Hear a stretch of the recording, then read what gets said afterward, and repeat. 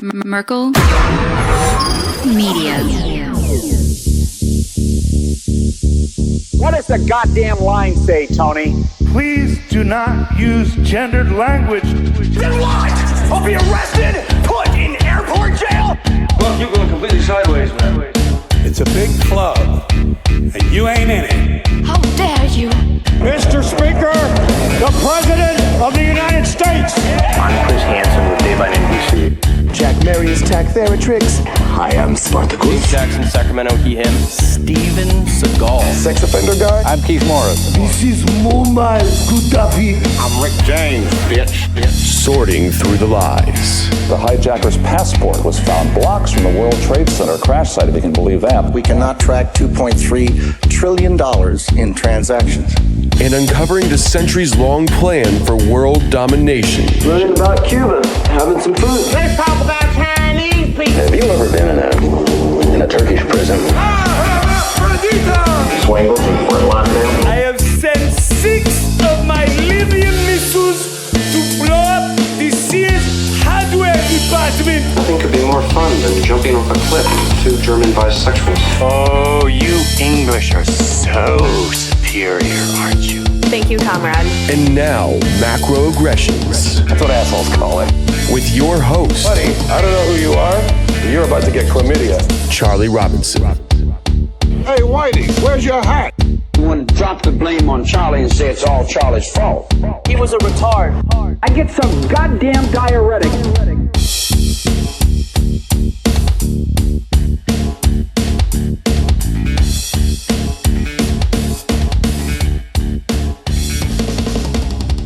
Welcome to Macroaggressions. I'm your host, Charlie Robinson. If you're watching us on Rockfin or Rumble or listening wherever podcasts are served, thanks a million. We appreciate the support. If you want to connect with me, the website is theoctopusofglobalcontrol.com. You can find me on Twitter at Macroaggressions, Instagram at Macroaggressions_podcast. Big thanks to the sponsors. They make the show happen. EMP Shield works on homes, cars, motorhomes, boats, generators. You can get bundle packages for all of it. I think it fits very well with the theme of the show, which is to be proactive instead of reactive. Let's handle these things in advance. Yeah, I mean, the chances of somebody setting off an EMP, it's possible. It's very possible. You know, there's a variety of ways they can do it. We're starting to read a lot of predictive programming about blackouts and power outages and things like that. I don't even want to imagine a scenario in which that happens. And I'm certainly not trying to speak it into existence, but it's a possibility, okay? If you have to tell your family you're getting this for lightning strikes or solar flares or something like that, then tell them that because it works for that as well. But we all know that EMP Shield is about EMPs because it's in the name. So you might as well get the best device out there that'll help you withstand an event. And you can go to empshield.com and you can read all about it. You can watch installation videos. You can install it yourself if you feel comfortable doing that, or you can have an electrician come out and knock it all out. But it's available in most countries. It installs like a Type 2 surge protector. So just be thinking about these things. You know, I'm not trying to scare people. I certainly am not. It's a fine line between like warning somebody and trying and freaking them out. And I don't want to freak you out, but it is a possibility. So if you're interested and in the market, EMP Shield is the place to go. And if you find something you like, the promo code is macro. It'll save you quite a bit of money on the way out. So thanks to the folks over there. Also, Chemical Free Body is making vitamin supplements that work. Take Green 85 every single morning. No kidding. It really is. It looks bad. I'm not going to lie to you. When you mix that stuff up in a glass, you look at it and you go, it looks like I'm drinking pond water. It tastes 100 times better than it looks. Thank God, too, because I don't know if I could do it if it tasted bad. Luckily, it tastes good. So it just looks weird. But take a look for yourself. Maybe try it out. See what you think. You've heard me talk about it. I'm sold. I mean, I see the results. I'm sold. I did the detox bundle. I know what it's capable of doing. I know it's not bullshit. I know these products actually work, which puts you in a category that's like above, I don't know, at least 50% of the vitamin products and supplements out there on the market. Most of them are filled with sawdust or who knows what. I don't know. I know Tim James personally. I know he's not doing this for You know, he's not filling his products with sawdust, that's for sure. He won't even allow chemicals in. He wouldn't even allow chemicals in the t-shirts. He was asking me about getting shirts made, and I said, well, I've got these, you know, he said, do you have organic options? I'm like, fuck, I don't know. I don't think so. And he says, oh, I can't do it then. I cannot have any chemicals in any of my stuff. I was like, dang. So he's kind of, he's in it, man. He is committed. So go to chemicalfreebody.com and do a little shopping. See what you think. Maybe get it for, you know, for yourself, for your family members that you know need a little bit of help. It's just Green 85 is powder. You mix it up with water and drink it. You're done in 5 minutes, really, honestly. The detox bundle is Green 85 plus some capsules that you take in the morning. You're done with your day with all this stuff in less than 5 minutes. So it's not a time situation. It's, have you made the decision? Have you made the decision to get yourself healthy? Nobody else is doing it, and nobody's coming to save you. ChemicalFreeBody.com, promo code MACRO. Also, I guess since I'll keep saying this till February, but Anarchapulco is around the corner. It sure would be nice to see all of you people there. It's going to be packed. I know that. They're already... I know it's going to be a busy one this year. It's the 10th anniversary. And I'm hosting it. I'm emceeing it this year. It's crazy to go from, you know, just 2019 was my first time there to now being on the big stage and kind of the head idiot of it all is kind of fun. It'll be neat. So I'll see you there. If you're there on stage at the events, I'll see you at night at the VIP dinners. I'll be hosting those, the comedy shows, the whatever they've got planned. I'm going to be there. The auctions, they happen. They raise a lot of money for a local charity, a local orphanage down the street in Acapulco, and those kids come up and they do presentations at Anarchapulco, and then you can go down there and tour the orphanage. It's really pretty cool. So it's not just about anarchy and all that. There's a lot going on. There's cryptocurrencies, health and wellness. All the homesteading people will be there. All the people growing food will be there. So get yourself educated. And if you go to anarchapulco.com, you can use the promo code MACRO, the discount code MACRO. It'll save you some money over there. So let's talk about the idiots that run our government, shall we? Oh, it's always so fun. And I'm pretty good at picking on them. I've had a lot of practice. They give me a lot of ammunition too. It's not like, it's not like I'm starving for material or anything. I mean, every single week, it's like dumber than the last. And so it makes you think, you know, it makes you think, are we getting what we deserve? You know, do we not deserve a higher quality idiot running the show?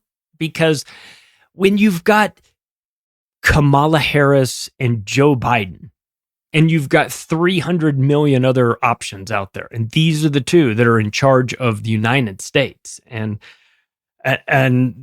they're colossally inept, and I don't even think that that's much of a statement there. I mean, it is obvious to people that are in the middle of nodding off after an injection on Kensington Street, tranking out, in the middle of tranking out, before they go into a coma. You could ask them, Joe Biden, Kamala Harris, competent, incompetent?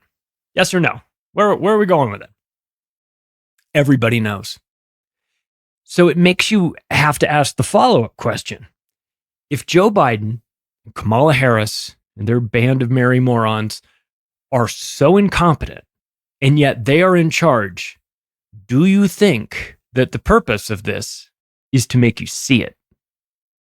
I believe this is part of a humiliation ritual for us. I think this is part of us turning the United States into a country that is willing to accept the likes of a game show host who is inducted into the WWE Hall of Fame, Donald Trump, becoming president, a cartoon character of a human being, if ever there was one. It's funny, you know. I mean, he did a lot of bad stuff. But he was funny. And he is a cartoon character. You get that, right? You go from like, God, I don't even want to say respectability of The Office, but there was at least at some point there was an implied respectability of The Office. You know, They wore suits and ties, and they looked like they were important, and they were educated, and they were fucking you behind your back, of course, but they played the role. You didn't feel like you could get out of your seat and say, well, I'll replace this guy with me. I'd do a much better job. You probably thought that Gerald Ford and Richard Nixon, and Ronald Reagan, and H.W. Bush and Bill, you probably thought they were all scumbags, and you would be correct in this assessment, of course. But they looked like presidents. They did. Obama looked like a president. He acted presidential. He had confidence. He was great on the podium.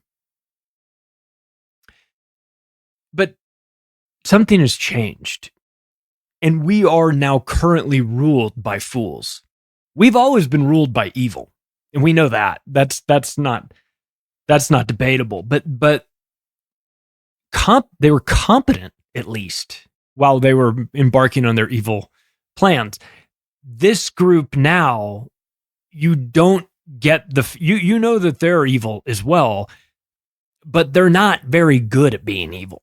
You know what I mean? They're like the JV team. They're the junior varsity team that you watch it and you go, I'd rather be watching the varsity team. Like they're just higher quality basketball, right? Instead of watching JV, they're missing free throw. They're missing half their free throw. You know what I mean? It's just fundamentals are lacking. Skill is not there. Half the kids are there because they have to be there. The other half, to get some sort of PE requirement or whatever. You could tell there's some people who don't even really want to be there. I look at the Biden administration and I go, this is the junior varsity team. And my question is, do they want you to know that? Because it is undeniable that the people that are currently in office in the United States are idiots.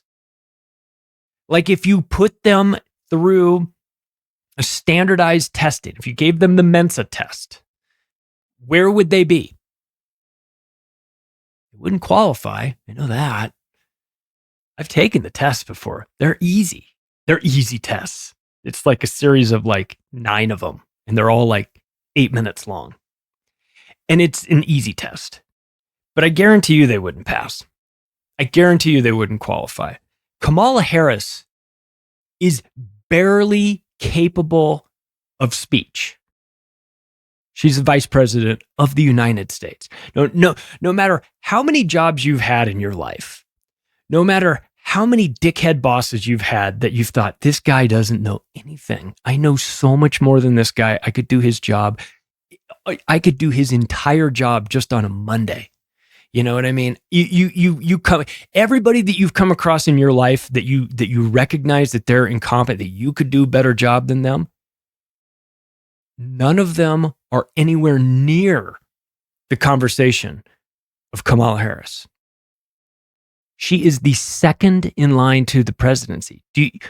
We goof on the vice president because it's like you're like the backup president. You're like the backup quarterback. You make a nice living being the backup quarterback in the NFL. You can get paid $7 million a year to carry a clipboard. And a case can be made that that's what the vice president does most of the time. And, the idea of a president dropping dead in office and then the vice president being elevated is a possibility, of course, but it's always kind of like, it's 4 years or maybe 8, and we could swing it. You never felt that way about Obama dropping dead. You certainly wished for him every day to drop dead like I did, but I'm just kidding. I was hoping he would get killed in a drone strike. It'd be more fitting. But you never really worried about Joe Biden may very well die in office. And he's only got a year and a half left, right? But I'm not, it could happen tomorrow. It really could. And says nothing to the fact of the, that they would probably like for him to. At some point, if they only had a backup plan, right? So they hate your guts and don't respect you enough to even put good candidates out there. You know what I mean? You see this in every component of the Biden administration. Just diversity hires and box checkers and not a whole lot of substance here. And you would think, I feel a tiny bit snobbish in my desire to have high quality psychological operations. I demand them. And when I see what's going on now, I am repulsed. Not necessarily just by the behavior of the Biden administration, but that they would assume that we are all so stupid that we're not going to notice that the cracks are appearing at record pace. And so, we live in a world now in which Jamal Brown, who's in Congress, can pull a fire alarm before a vote and then with a straight face say that he thought he was pulling the lever to open a door instead. Now, I am when I heard that, I went through all of the ranges of emotion. The first was like uncontrollable laughter because it's funny. Let's be honest. But it eventually kind of turned to rage. Like, you think we are they hate your guts. Okay, just remember this. The media, the government, they hate your guts. It should be like the I don't know, the sub headline to my entire show, macroaggressions. The media and the government hate your guts. It's like it is a staple of this show to acknowledge and report on all of the various ways in which the media and the government hate your guts. But nothing encapsulates this quite like Jamal Bowman pulling the fire alarm so that they couldn't have the vote in Congress and then claiming that he pulled the fire alarm thinking it opened a door to let him out of the building. A building, I assume he wasn't going to be there to vote anyway because he was going to leave the building. And then the media says, yeah, of course this is reasonable. Why would you question this? So again, when I say that they hate your guts, part of what I mean is that, if you're cheating on and lying to your spouse, you don't want to get caught, right? And for a variety of reasons, it would be bad. But also, you have a close relationship with this person to get caught and like you're supposed to respect them and you're clearly not. And it's really insulting. So you devise the best lie possible so that this getting caught scenario doesn't happen because you would be exposed as being a cheater and a liar and somebody that is treating your spouse very disrespectfully, right? So you craft the best possible. I wasn't at his house, whatever it is that the cheating spouse does, right? And it's because you're doing a bad thing, but you at least respect the person enough to give them a good lie as you're in the middle of doing something horrendous. But in America right now, they don't even care enough about you or respect you enough to give you a good lie. They tell you Jamal Bowman pulled the fire alarm to open a door. And if you don't believe that, then you're stupid. They hate you. They hate your guts. To watch that play out with him and to watch the media run cover for him, why would anybody ever watch MSNBC or CNN ever again? Why? Have they earned your business? Have they earned your trust? They constantly lie to you. They think that you are so stupid that you'll never figure it out. You'll never figure out that guy that didn't want to vote on the thing pulled the fire alarm instead. Do you know what Jamal Bowman's career was before he got into politics? He was a principal of an elementary school. Do you know what happens in elementary school? When you pull the fire alarm, you get suspended. Do you know why? because nobody gets confused, not even kids in elementary school, get confused about pulling the fire alarm to open a door somewhere. You know why? Because even they're not dumb. They're kids, but they know how to read fire. Somebody at somewhere along the line explained to them, if you pull that, bells and whistles will go off, the fire department will get called automatically, and everyone has to leave the building. So you don't do that. And if you do that in school, knowing what the consequences are, you get suspended. You might even get kicked out, depending on how your record is. Jamal Bowman would know this. He was a principal of a school. He knew this trick. And he doesn't even have the respect for you to give you a good lie. Because they hate your guts, and they think you're stupid, and they think you'll forget about it. What about Eric Adams? Flew to Mexico to get to the bottom of the migrant crisis. And I'm not kidding. The mayor of New York City got on a plane, said, he filmed himself because he's really important. He's like, I'm on an airplane. Okay, bro, everybody gets on airplanes from time to time. It's not a big deal. You don't have to live stream from the airplane. We get it. You're on an airplane. I'm going to Mexico and I'm getting to the bottom of this migrant crisis. Listen, I could have saved you the trip. You need to go pick up the phone and call the guys at the Trilateral Commission. This decision is above your pay grade, Eric. The decision to flood your city, New York City, with migrants is not being made by the Mexican consulate. It's not being made by AMLO or whoever the new chick is that's replaced AMLO in Mexico. It's not being made by the Border Patrol. It's being made by the Trilateral Commission. It's not even being made by the Biden administration so much as it is the Trilaterals. They want open borders. They've stated this. AMLO talked about a shared constitution with Blinken. This is not an accident. This is not an oversight. This is not, I'm going to fly down there and get to the bottom of this. This is theater. This is performance art. This is nothingness. This is virtue signaling. This is fake. Eric Adams has a sub 100 IQ. What is he going to get to the bottom of? What did the trip, you got a Mexico trip out of it. I'll give you that. Eric Adams, if you wanted to learn something in Mexico, you should have saved your money and come to a Acapulco. I'd have red pilled the fuck out of you there. 5 days of that, you go home and you'd be like, what am I doing with myself? I need to reevaluate my life.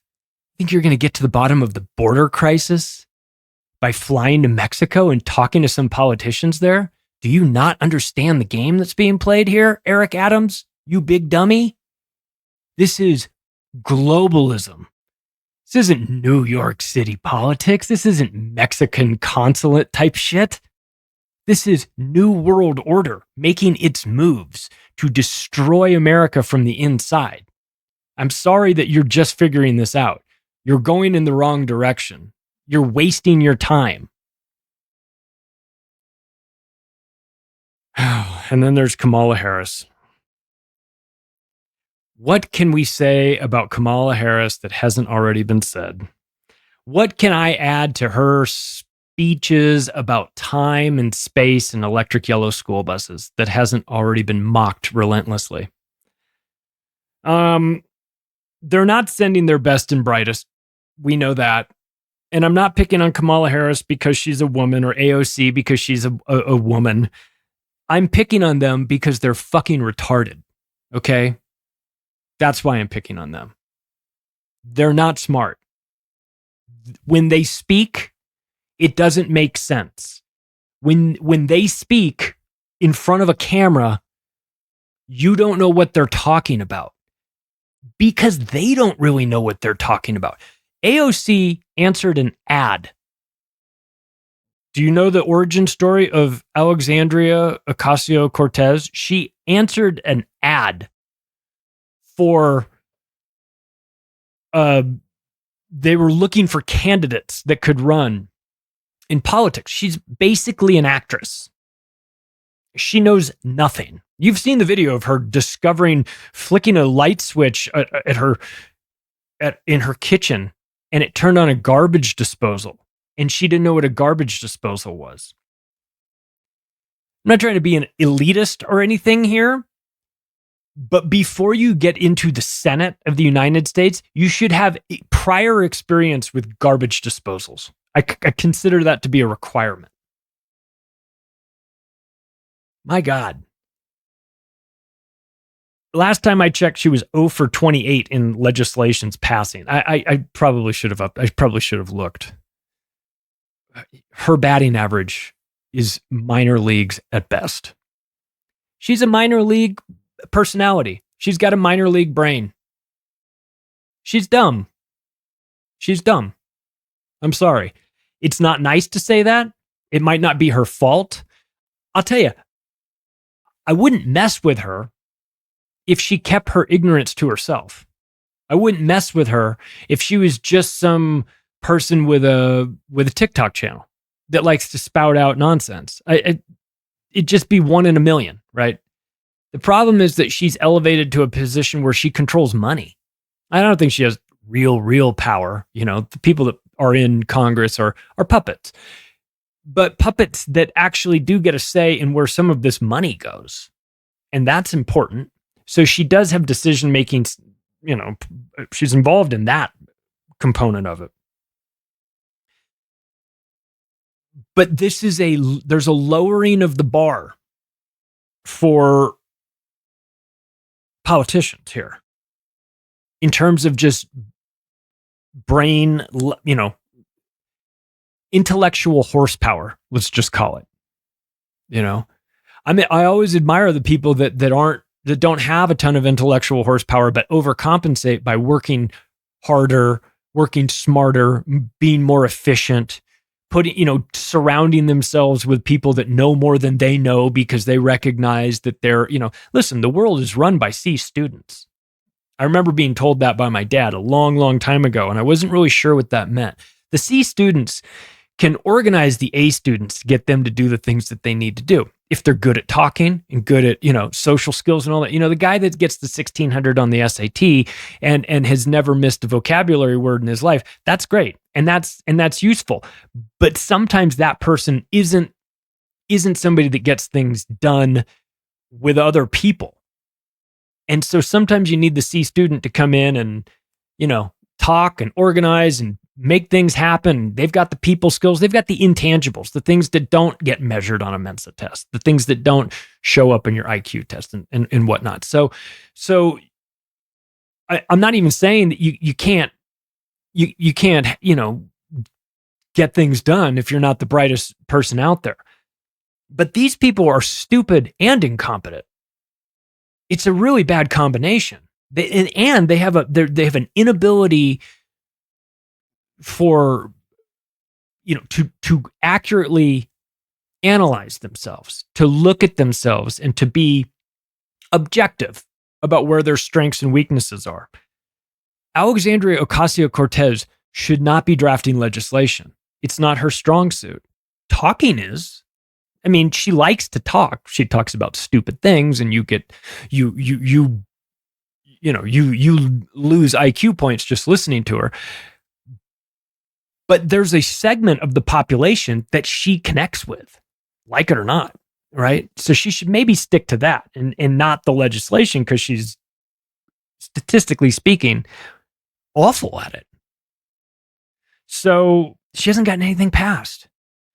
But this is who is representing a segment of New York. And when she comes back to meet with her constituents, they say, you took all the places that were for us and you gave it to the migrants. And she said, yeah, that's right. That's right. And I'm going to do more of it, and I'm going to give them jobs. What do you think about that? I'm going to read you this quote. This is from my octopus book. It is a 100% accurate quote because it comes from a video. It comes from a video in, God, I don't know. I don't know where it was. It was like C-SPAN or something, some congressional testimony. This is Representative Hank Johnson, Georgia Democrat. And again, I have to preface this by saying, This is a real quote. This is not some gotcha, taken out of context, deep fake technology or anything. I wish. I bet Representative Hank Johnson wishes this were fake too. He is talking about the island of Guam. Okay, context. The island of Guam in the Pacific.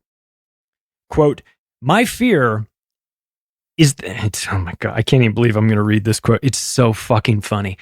My fear is that the whole island will become so overly populated that it will tip over and capsize.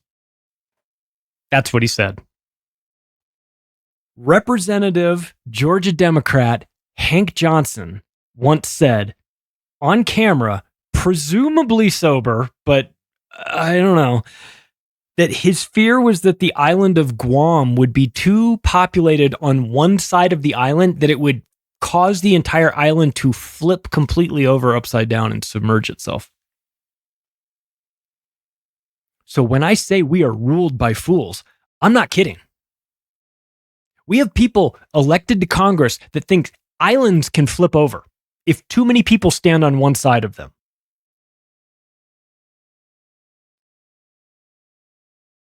These are sub 100 IQ diversity checking robots. They're just not sending their best and brightest. They're not. And you can almost tell. There's a term that that a lot of people use. And it's not just politicians either, but it's people that are connected with the Democratic Party and connected with the hardcore left and everything. There's a term, and you can hear it coming on when they start. And every time you hear this, every time you hear this term, you know that you are in the process of hearing some of the dumbest shit that you've ever heard in your entire life, right? And it's when somebody says that you need to make space for another group of people. We need to make space for these people. We need to make space for these people in the discussion. We need to make space for physically, emotional space, intellectual. I don't know what the fuck they're talking about. They don't know what they're talking about.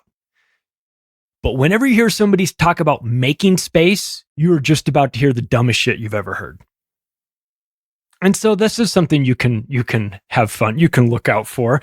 Let's move on. Let's talk about dangerous World Economic Forum puppets. Choose your fighter. Which one will you choose? Boy, it's so tough because, the incompetence in government doesn't end with America, of course. It's international in scope, and the World Economic Forum and their batch of young global leaders, boy, they really have sought out to find some of the dumbest people on the planet. Psychopaths of the highest order, to be fair, but not exactly competent. So I'm going to throw out a few names, and then you tell me if you can notice a pattern. There is one, besides being World Economic Forum puppets. And you tell me which one you think is the most dangerous. You don't have to tell me, but just in your head, keep score. Let's start with Gavin Newsom. California Fuhrer, the 2028 president of the United States. Sorry, hate to tell you, he's coming. World Economic Forum, young global leader, destroyer of worlds. Move over, Oppenheimer. Jacinda Ardern, New Zealand, former prime minister, connected to the United Nations, connected to the World Bank, connected to the World Economic Forum, globalist of the highest order. Boy, have you seen the pictures, like the 4-picture set of her that showed her from like 10 years ago and like the progression? Sucking that devil dick will, it'll take years off your life, man. She does not look good. She looked like a cute girl when she started, like a cute, I don't know, optimistic, maybe, and now that transformation is like, it's manifesting itself. The evilness and the ugliness of this agenda is manifesting itself in physical appearances of these people. They look bloodthirsty and psychotic. How about Justin Trudeau? He's having a bad year. Oh, what a shame. Got a divorce. Everybody in his country hates him. He's been chewed out in China. He's been chewed out by Modi in India. He's you know, he couldn't even get his plane off the tarmac in India because he had parts problems. That's not the story I heard. But Canadian Prime Minister, United Nations, World Bank, World Economic Forum, young global leader, you know, he's all those things. Let's see, who else of our fighters shall we put? Oh, how about Dan Andrews? Yeah, you Australians, you know Dan Andrews, don't you? Victoria Prime Minister. What is he? What do they call them in when they manage the regions? The Victoria's guy. Oh, he's not there anymore. Naga, not going to call him Dan Andrews anymore. He's not there. But he's World Economic Forum, United Nations, and then and a psychopath of the highest order. I didn't know who Dan Andrews was until I caught these press conferences that he was doing during the COVID lockdowns. This guy's an animal. He is out of control, and he's been voted out. Thank God. He'll probably get a job with Lockheed Martin or Raytheon or Wackenhut or somebody that's up to no good for sure. Last on this list, Vladimir Zelensky, right? Ukraine, we know him. World Economic Forum, United Nations, World Bank. What's the difference? Do you notice a pattern between Gavin Newsom, Jacinda Ardern, Justin Trudeau, Dan Andrews, and Vladimir Zelensky? They're all cocaine addicts. Did you know that? Did you know that they are all strung out on cocaine? Do you know the rumors about why Justin Trudeau's plane didn't leave India? Do you know about his cocaine problem? You know about Gavin Newsom. He's denied it, but it's a known secret in San Francisco. He's got a cocaine and alcohol problem, always has.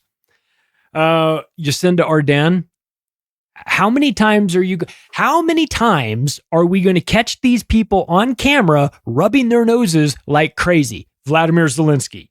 Dan Andrews did a fucking bump of cocaine, turned around, walked right up to the camera and started screaming at the press. Yeah, you can find the video. He's got his back turned to it. He's out of his mind. Does a bump, turns around. His eyes are crazy. I bartended for 7 years in Southern California in the 90s, okay? I know cocaine addicts when I see them. I've worked with them, okay? I saw them as customers. I worked with them.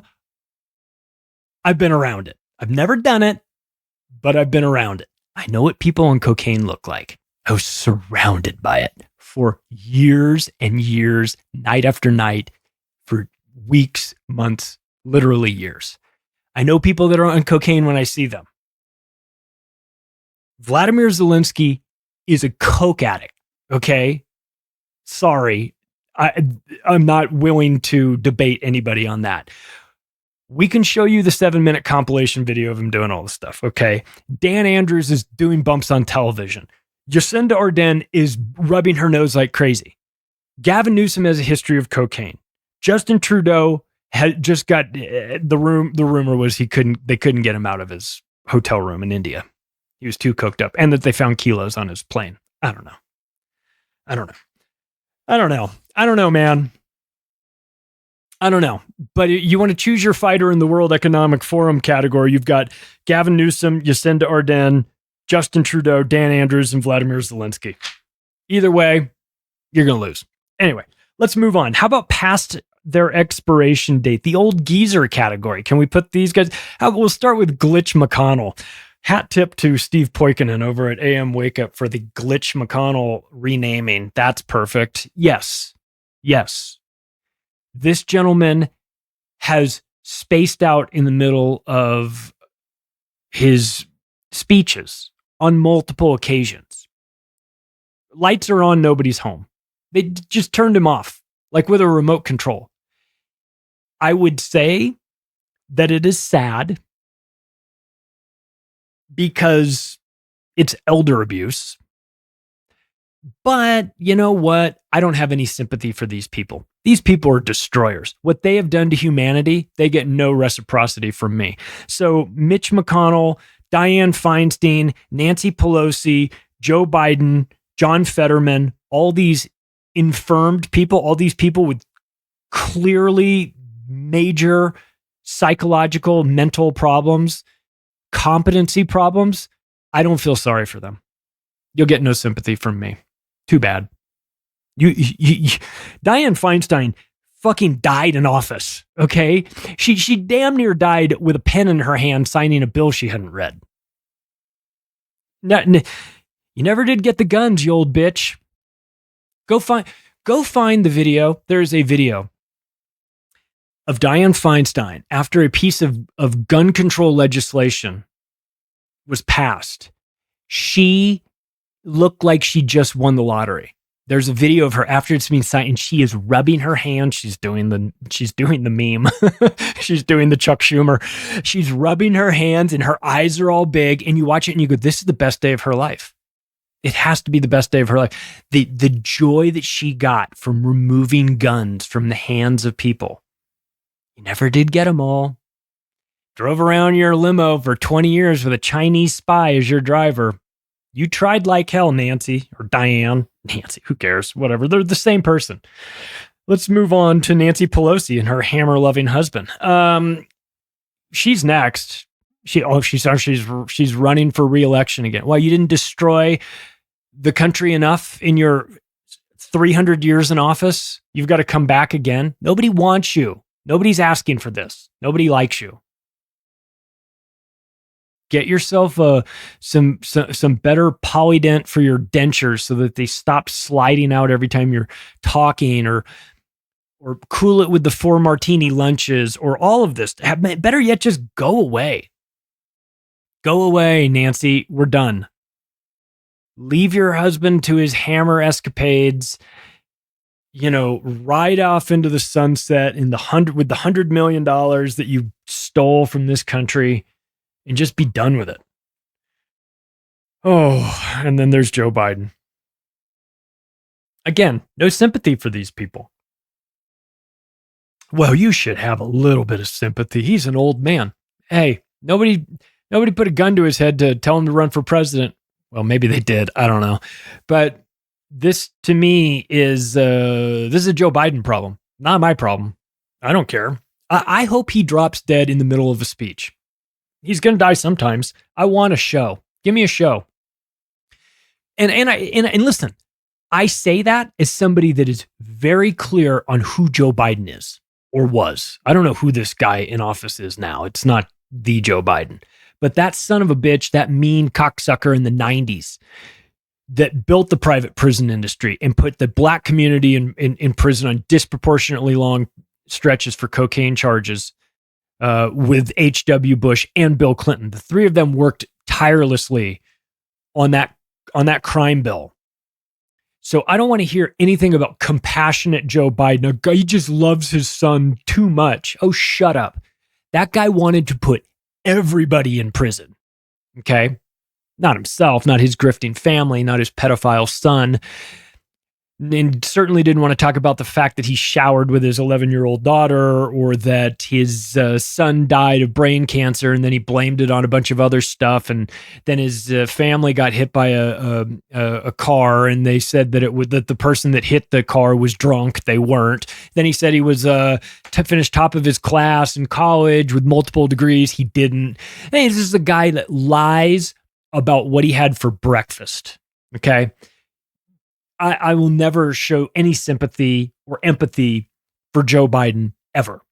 I know who he is. He's a monster. He's a fucking monster. Okay. So if Joe Biden goes out there and gives a speech and starts to walk off stage and then just keels over and drops dead of a heart attack, he will get a standing ovation from me. And you can take that however you want. You can say I've lost my compassion. Who cares? Respect is earned. Okay? You've earned none of my respect. You are the problem with this world. The Joe Bidens of the world. The Nancy Pelosi's, Mitch McConnell, Dianne Feinstein. These people are the problem. The fact that they have been in politics for half a century is a problem. well, we need to get people that know how to navigate the system. No. The system is the problem. No, I don't want people that are really good at working in a corrupt system. I want people that go into the corrupt system with a flamethrower. That's the one part of Donald Trump that I did like, was that, they considered him to be an outsider. You can say what you want. He knew all these people. He had dinners with them, but when Newt Gingrich said in 2016, Donald Trump is going to have a whole lot of problems as the president. He's not a member of the clubs. He's not a part of the secret societies. He said that on camera. I was like, ding, ding, ding. That's right. The one thing that Newt Gingrich and I would ever agree on is that. Because, to understand how politics works and how Washington, D.C. works, you do need to be a part of the secret societies. This is a huge problem here. And then, with these geezers that are here, some of them have been there for 50 years. Some of them, like John Fetterman, have been there for 50 weeks. He's broken. Okay. Again. And for those of you that say, give him a break, he had a traumatic brain injury, he had a stroke, and he's not at full capacity. I don't give a fuck. I don't care. This isn't a charity we're running here. Okay? We don't have to give him a job because he's infirmed. He was doing just fine when he was chasing a black jogger down the street with a shotgun. Do you remember that? Oh, we don't talk about that anymore, do we? Oh, we don't. That we just pretend like it didn't happen? Look, I'm a shorts and t-shirt guy. I don't care. But like, the fact that Chuck Schumer tried to normalize John Fetterman's attire in Congress was hilarious to me. Eventually, they just kind of put an end to it and they said, we're not doing this. But they are lowering the standards. They are lowering the bar every chance they get. Qualifications? You don't even have to be able to speak coherently to be a senator in the United States. And then when you get elected, and I was no Dr. Oz fan, he's a World Economic Forum young global leader too.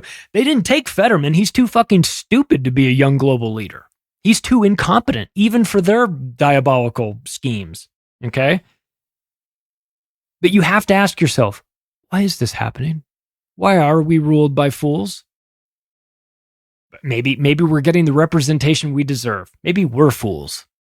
And that is appropriate representation. Maybe the best we can ever hope for in this idiocracy turned reality is that John Fetterman becomes President Mountain Dew Camacho in this scenario. And pulls out the gun and just starts firing into the ceiling. We've got Hillary Clinton. She's in the old geezer category. Did you hear it recently? She wants Trump people in re-education camps. Said it on camera. Presumably sober. I don't know. Maybe she's whacked out on Adderall. I don't know. But she wants Trump people in re-education camps. Hillary, your husband was Jeffrey Epstein's best friend, was raping children on islands and getting blowjobs in the White House. And you were defending rapists when you were a lawyer. That is, while you still were a lawyer, because your boss wouldn't write you recommendations letters saying that you were the most corrupt attorney he had ever dealt with his entire life. Your boss said that in the 70s about you. You should shut the fuck up forever about everything, Hillary Clinton. You are unqualified to talk about this. Re-education camps? I mean, the queen of projection. The queen of projection. All of these people need to exit. Thank you, Dianne Feinstein, for having the wherewithal to die sooner rather than later. My God. But it's, listen, it's not even just the old people that are brought into this administration. There's a new batch that have come in, and they're just as incompetent as the rest. Karine Jean-Pierre, the White House press secretary, otherwise known as Sugar Bear. Another nod to Steve Poikonen. Steve's great with the names. so brazenly lies to you, and she is so bad at doing it. Again, you would think that of all the people you could hire, I know she's a diversity, but she's a Haitian lesbian who ticks all the diversity boxes except for the qualification box, which is like, do you know how to lie? And she's like, I don't know. I'm not the best at it, but if you give me a notebook, I could maybe, a big binder, I could maybe flip through and find the lie that you need. I mean, she's objectively bad at her job. The worst press secretary we've ever had. At least that little Peppermint Patty psycho was good at lying, And John Kirby's looks like a guy that would be trying to sell you a used car somewhere at a happy hour. He's got his tie undone and he's on his 6th wild turkey and he's going to try and sell you a used car somewhere. I mean, these people don't look like the types of people that you would trust. And yet their entire job is to sell you the narrative of the administration.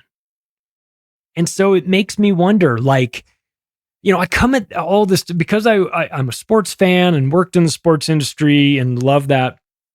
When you're building a team, you got it. You have to be honest about your players, the skills and everything. And sometimes you have to put a great player in a position to cover up for the weaknesses of another teammate, So if you've got Joe Biden and he is incapable of speech, that his policies are garbage, that his son is a cokehead pedophile trafficking European prostitutes and taking money from the Chinese and the Ukrainians and all these things. We know all this, right? So if you've got all of that going on in the Oval Office, from a strategic standpoint, what you would really want to do, I'm not trying to give the Biden administration any ideas, not that they would listen to me anyway, but what you would really want to do is you would want to have that press secretary be an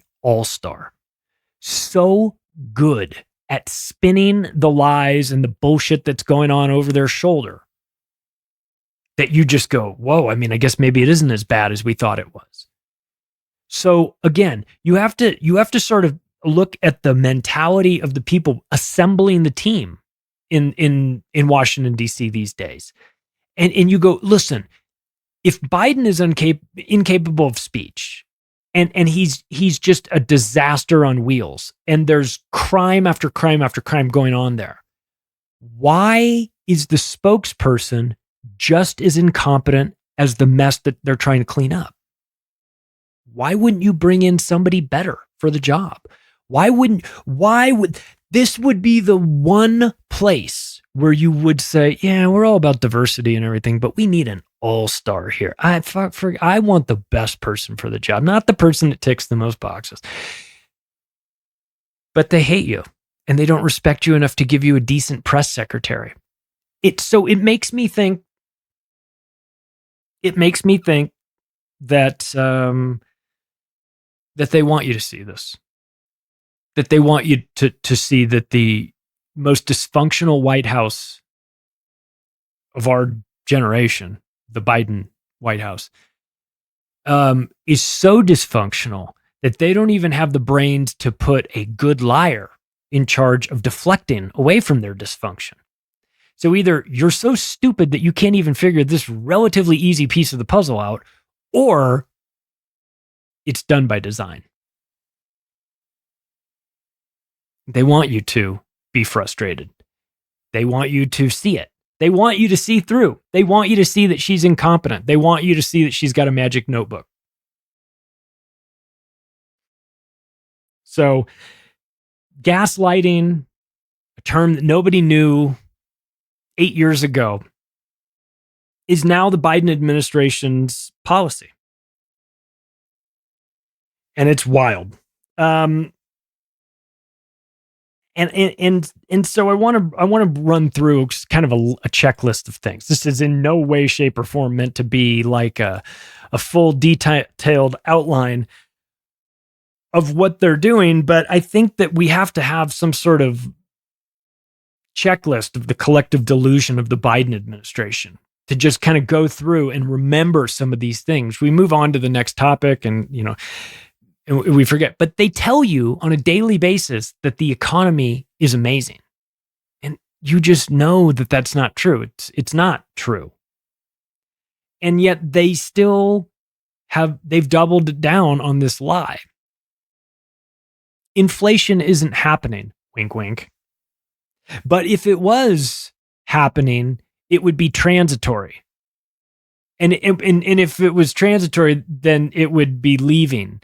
But even if it didn't leave, that would be fine as well, because inflation is good.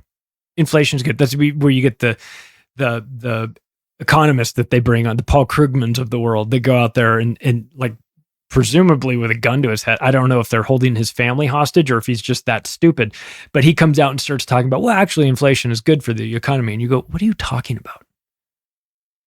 They want you to see that, that food and gas is up 30%. Biden economics, Bidenomics is working. Really? How with the polls, you can believe them or not, show that you have 60% dissatisfied customers. 60% of the people that they talked to said, Bidenomics, it ain't working. It ain't working for me. Because in case you haven't noticed, interest rates since Joe Biden has taken office have tripled. They've gone from 2.5% to a little over 7%. That's a lot. That never happens. They stayed low for 20 years. You could buy real estate. I mean, most people that have either bought a house in the last 10, 15 years, 10 years, or have refinanced in the last, anywhere from like 2017 to 2021, refinanced at interest rates, at least here in the United States, at like 3%. 3%. If here, 25 years in real estate, I can give you this piece of advice. But you really don't need me to tell you this. If you have a house that you bought and you have a 3% mortgage on this house, and you would like to buy a bigger house, a move-up buyer is what you would be called, and you say, I'm gonna move out of this $300,000 house with a 3% interest rate into a $700,000 house because we've got a family, we're going to expand at a 7% interest rate. You know what happens? You make the decision that can wait. I'm not giving up this 3% interest rate. Sure, I need more space. We're just going to make this house work. I'll renovate it. I'll add something on the back. You know what I mean?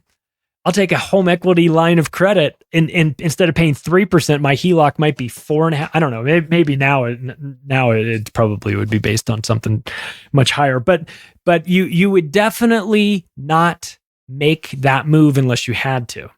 So when interest rates triple in one administration, the housing market stalls out, and that's not good.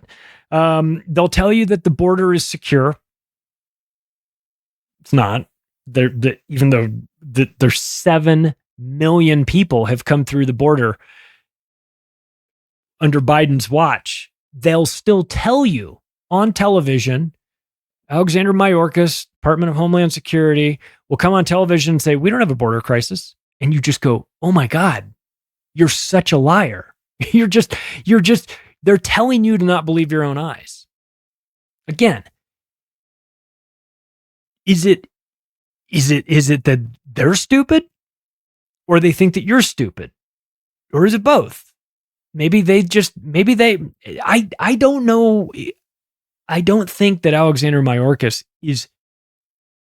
I don't think that he believes that there isn't a border crisis. I think that he knows that there is a border crisis, but he's got to play politics. What's he going to say? There's a huge fucking border crisis and I'm in charge of it. We need to fix this, but I can't. My hands are tied by my boss, Joe Biden. He can't say that, even if he thought it, which I don't think he does. I don't think he did think that. We have $7 trillion that have been created just under the Biden administration, causing inflation, which they say doesn't exist, but when it does exist, it's transitory, even though it's not. But we're also experiencing something known as shrinkflation, especially with food goods. That box of Special K cereal that you used to get that said 16 ounces now says 13 and a half ounces, but it's in the same box. Or those potato chips that you used to buy, they all look kind of the same, but the bag is filled with a little bit more air than chips. You know what I mean? So there's tricks that you can do, and these are tricks that you do when you are trying to lie to your customers, like the Biden administration is trying to lie to you about interest rates. So there's a lot of lying going on. If you're paying attention, you'll catch them doing it. You just have to know where to look. Look at your box of cereal or your box of whatever. If you've got it in your cabinet that's old, you go through and clean out your pantry and you find an old box of Rice Krispies from 1987, right? And you look at that box and you're like, or it's really, I'm kind of joking, but it doesn't have to be that far along. It really just be a couple years ago. And the box looks the same. And then you look down at the details of it and you go, oh shit, there's just less stuff in the box. That's shrinkflation. That's a dirty trick. It's been going on for a long time. This is how you lie to people. You also have to ask yourself the question, like, with all of the things happening, and I've gone through a list of a bunch of them, but not all of them, but with all of this going on, the priorities, if you walked into office today and it's just a mess and you were the president, first thing you'd say is like, let's put together a list of like the top 20 priorities, like things that absolutely positively we have. I ask you, why is the Biden administration so focused on banning gas stoves? Why? Of all the things to worry about, of all the things going on that you could be, infrastructure is a problem. We have trains derailing left, right, and center. We've got international conflicts going on. Inflation, I just mentioned. You're trying to maybe run again. I don't know. But all these things, what you have decided in your infinite wisdom is that the real, forget all that stuff. What the real focus needs to be is getting rid of all these fucking gas washers and dryers. You go, what? Really? Really? That's what you think? You saw this, you surveyed the whole landscape and you came up with that as the priority? What are you doing? What is this? Is this some sort of joke? I mean, it's the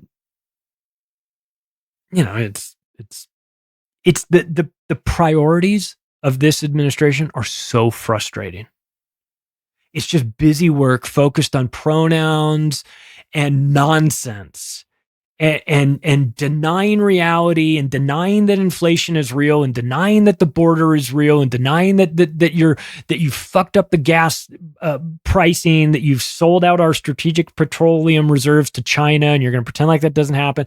And it's like living in a fantasy world in which the president is you've got part of the media saying that he just loves his son too much, which is the reason why he's allowed his son to become some sort of bagman for the Ukrainian mob. And we're not supposed to talk about this. We're not allowed to talk about his laptop, which had just unbelievable amounts of incriminating gold on that. We can't talk about that. The refusal to discuss Hunter Biden's many crimes, to just shut that out and make that not. I understand you don't want to talk about it. I get that. If you're Joe Biden, you wouldn't want to talk. It wouldn't be the thing that you talk about. But maybe if he were more equipped to speak, he could have gotten out in front of it instead of instructing 50 intelligence assets to tell the media that the Hunter Biden thing is Russian information. It's frustrating to watch this. And it's even more frustrating to have conversations with people that have bought into this collective delusion that there's nothing like Hunter Biden. What are you talking about? Let's talk about Donald Trump. It's like, what? You want to talk about Donald Trump, the value of Donald Trump's Mar-a-Lago estate? You think it's $18 million? What are we doing? How about this? Let's talk about the current president trying to get his political rival arrested. Can we talk about that? Can we talk about the fact that he's trying to put him in prison, trying to take away his business, and trying to dissolve his corporations, trying to charge him for all kinds of things? I'm no Trump fan, no supporter of the guy. I think he's a scumbag. I think he's done a bunch of bad stuff personally, before he was in politics. And it's a personality type I don't like. I don't like guys like that. I'm the best. Everything we do here at the Trump Organization is top notch. No, it isn't. So your Trump property in Vegas is a nice Hilton. Nothing wrong with it, but it's not the best. So, again, we're supposed to not acknowledge that what Joe Biden's regime is doing is what authoritarian regimes do. Jailing your political opponent is not a good look. I understand you won't win if Donald Trump. I understand that if Donald Trump runs and is on the ballot in all the states and does that, he has a pretty good chance of winning. But that's what authoritarian regimes do. That they put their political rivals in prison. And so either that's what you are, and the mask is clearly off now, and there's no delusions, and we can admit that this republic, constitutional republic, democracy, whatever it is that they say that we have here, we can just admit that that's all just a big charade. Fine with me. Let's rip the tape off. Let's get honest with where we stand here. So, is it incompetence or strategic pre-planning to leave $85 billion worth of gear in Afghanistan? I mean, it was like, you can pass it off as being incompetence because the president is incompetent. But was it? $85 billion worth of gear can keep a war in some other country going for a long, long time. Where did all those weapons go? Where did the weapons in Ukraine go? We have the Russian-Ukrainian equivalent of like eBay for weapons on the dark web somewhere. If you're looking for a gift for your hard to shop for spouse, may I suggest an M203 grenade launcher? I'm just saying. And of course, speaking of Ukraine, he's talking about doing $100 billion package for Ukraine. Again, another one. I'm not talking about one from a year ago or 2 years ago or whatever. I'm talking about a new one with the point of it being massive enough, big enough, $100 billion, $100,000 million to make sure the Ukrainians are taken care of all the way through the election. Because really, that's what matters. Yeah, just keep giving them money, and this will all, everything will be fine. We'll forget about it, right? And nobody's supposed to notice as they weaponize the Justice Department, start sending, not just Trump, subpoenaing his attorneys, his media people, his campaign, the people in it, like that do media, they're like, what? The weaponization of the Justice Department. Again, this is what authoritarian regimes do. This isn't what you're supposed to do in America. So if you're honest about what's going on and you're looking at it, the major question I have is this incompetence or intentional? Because it's clear that Joe Biden and his regime is incompetent, right? That I don't even think we're debating that they're incompetent. The question is, are they incompetent on purpose? Meaning, were they assembled by a team that says, let's put the worst, this is, if you've ever seen the movie Major League, like it's a great movie from the 90s with Charlie Sheen and a bunch of, it's just a fantastic, funny baseball movie. The premise of the movie is that it's the Cleveland Indians and they're trying to be bad. So they bring in all these totally dysfunctional people so that the team will be so bad that they'll be forced to move the team. The owners want to move the team somewhere else. And so they know that if they just put together the worst team possible, then it'll just be so much incompetence that everyone goes, you're right. We need to get rid of this team. Mistakes were made, changes need to happen. The irony is that in the movie, the team winds up becoming really good and going really far and blows up the plans of everything. That ain't happening in the Biden administration. Spoiler alert, you can cut to the end of this movie. There's no wild thing coming out of the bullpen. Not for Joe Biden's dog even hates him. Okay. This is not going well. This is not going to end well. It's not going well. It may very well end with the dog eating Joe Biden on stage. That would be fucking fantastic though. But listen, it's not limited to just the national level either. I mean, how many episodes have I done on San Francisco and California, right? It's like a live action terrarium where you can watch horrible government policy in real time. It's like a Sim City, San Francisco. You're like, if I add a little bit of heroin and defund the police on this side, and then bump up and I turn then I create a situation where, we don't arrest anybody. We make crime, $950 shoplifting is no big deal. And then we're going to try and lower the age of consent with minors and everything. You go, holy shit. Like, what kind of experiment are you running here? So we've seen the woke district attorneys that Soros has installed, like Chesa Bowden in San Francisco. Starbucks just announced that they're closing 7 San Francisco locations, but they refused to disclose why. They're like, why are you leaving? Are they profitable? Well, we've got 7 locations in San Francisco. Okay, so what is the reason why they're all packing up and leaving? Well, we're just pivoting. Listen, the emperor has no coffee. We see what's going on.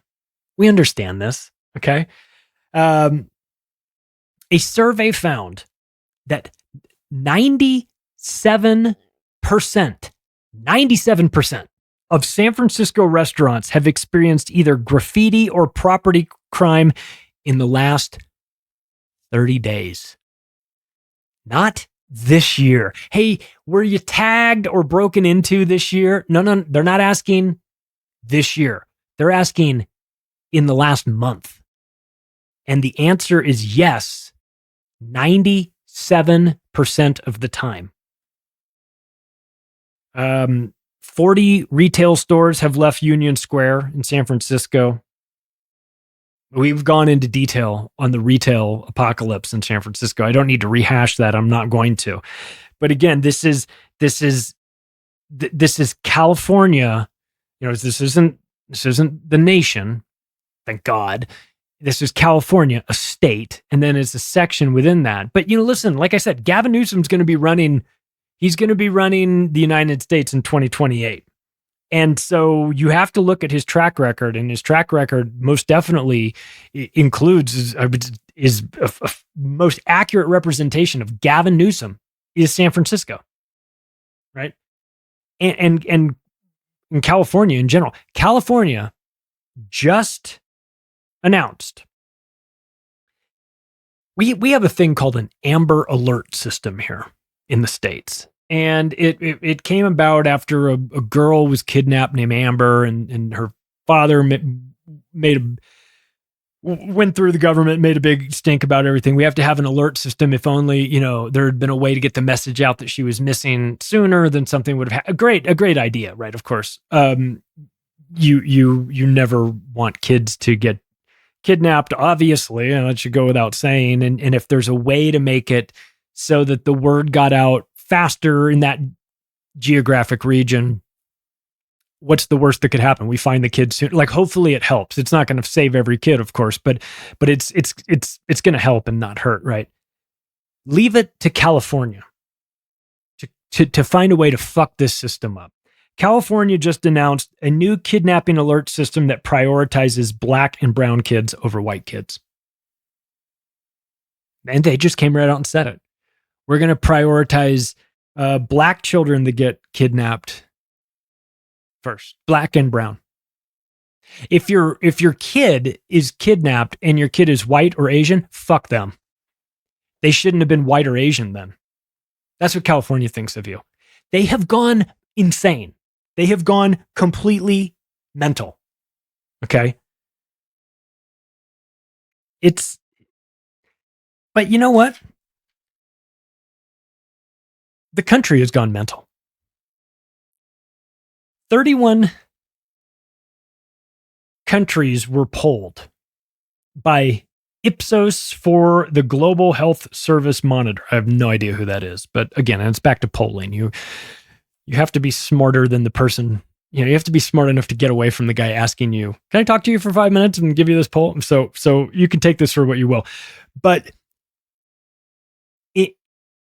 for the 31 countries that they interviewed, mental health was a concern 44% of the time, that people were worried about their mental health or other people's mental health. In 44% of the time throughout the 31 countries.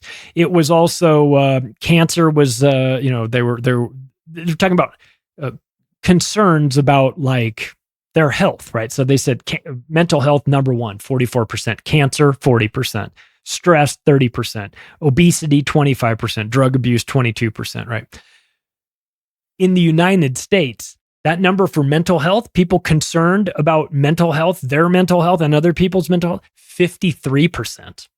Okay, now just to put this in perspective, in the middle of 2021, COVID was top at 70%.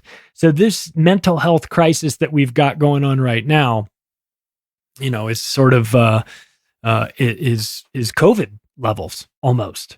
It really is. And a case can be made that COVID kicked it off. A real strong case can be made.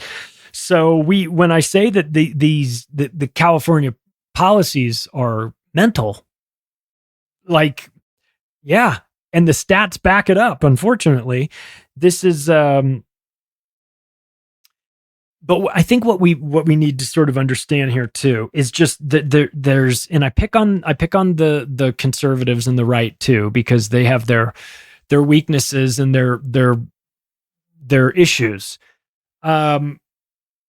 And I used to pick on them a lot more many years ago when they seemed like the most unhinged, especially like the hardcore religious right. They have their belief system, and they, I guess, at least they believe something, right? I don't happen to agree with it, but at least they have convictions. But the loony left these days has gone so unhinged.